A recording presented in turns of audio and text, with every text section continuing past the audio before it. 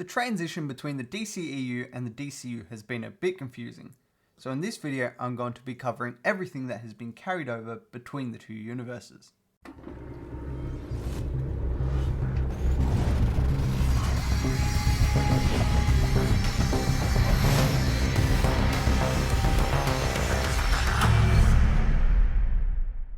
What is up, my fellow cinephiles and movie geeks alike? My name is Chris. Today we're going to be covering all the things that were carried over from the DCEU into the DCU, based upon the rule set out by James Gunn. Anything that we show in the previously seen on Peacemaker then becomes canon. Anything that they talk about having happened in the old world, that then becomes canon. We know, for instance, that Rick Flag's son was killed in Corto Maltese because we hear him talk about it in Creature Commandos. But what you really need to know is everything is canon from Creature Commandos, Superman through Peacemaker Season 2. That's for the people that really want to get into the weeds. With this being the case, I have rewatched all three projects set in the DCU currently, and identified elements from the DCEU that have been carried over. And to no one's surprise, they are mostly from the Suicide Squad and Peacemaker Season 1, also being written and directed by James Gunn. That being said, not all parts of these two projects can be carried over, so let's discuss what is and what is not canon. Upon rewatching Creature Commandos, I was able to identify a few main details from the Suicide Squad and Peacemaker. Firstly, both Amanda Waller and Economos are played by the same actors, even in animated form here. Secondly, Economos mentions that he broke his leg fighting off an alien invasion, which we see in the final episode of Peacemaker Season 1. Additionally, we get mention of Project Starfish, which took place in Corto Maltese, specifically Rick Flag Jr.'s death and Weasel drowning in the early stages of that mission I mentioned. Additionally, the whole reason Waller is now using monsters instead of humans for Task Force X is because her daughter, Leota Adebayo, outed her during the final episode of Peacemaker Season 1.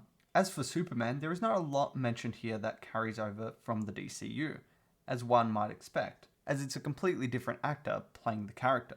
However, the character of Flo Crowley is seen in both the Suicide Squad and Superman, playing the same character just at different stages in her life. James Gunn even went to Threads saying that she's now the head of the FBI, after getting arrested, stopping Waller during Project Starfish. However, once Waller was outed to the public, her reputation was restored. Now, when considering Peacemaker, this one is actually made quite simple, as James Gunn discussed what is canon in the official Peacemaker podcast.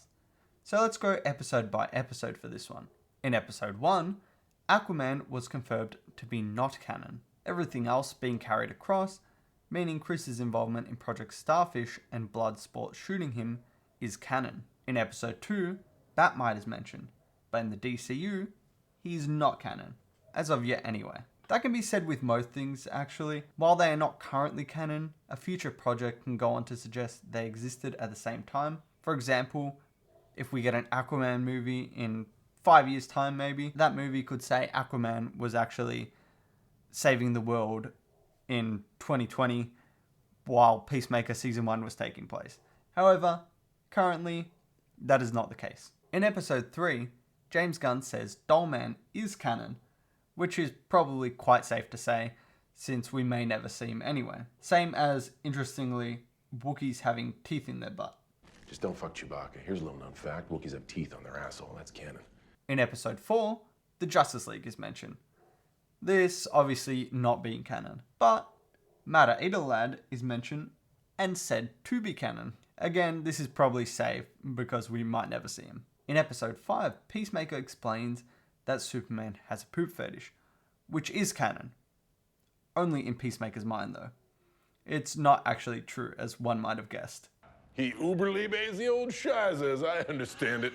The character Clemson Mern is also discussed to be canon, but Chakudi Awuji, who played him, is welcome back for more roles in the future.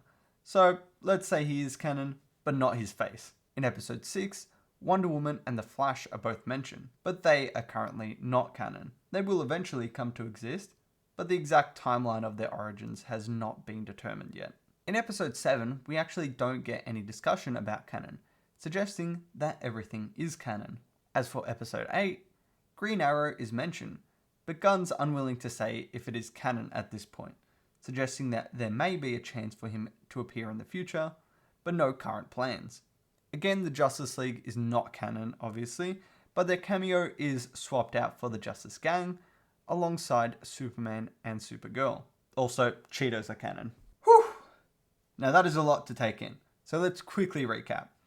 From the Suicide Squad, Project Starfish occurs, with only characters confirmed to be involved being Peacemaker, Weasel, Bloodsport, and Rick Flag Jr. Flo Crawley betrays Waller and is sent to prison. Project Butterfly carries out the same, with the only differences being any mention of Justice League characters and other major DC names within conversations, as well as the Justice League cameo, which was instead swapped out for the Justice Gang, joined by Superman and Supergirl. Adebayo outing her mother to the press and putting a stop to Task Force X is also carried over. Now that is everything that has been taken from the DCEU and made canon in the DCU. So feel free to watch The Suicide Squad and Peacemaker in your DCU rewatch, keeping these few things in mind. On that note, this is all for this video, so I hope you did find this informative and it helps you navigate your way through the DCU. If you want to check out the DCAMU timeline and my rewatch series beginning next month, be sure to head over to the playlist on my channel and subscribe with notifications on so you are notified whenever those breakdowns come out. Anyway, that is it for this video, so I hope you did enjoy, but until next time, this has been Chris, and I'll be seeing ya.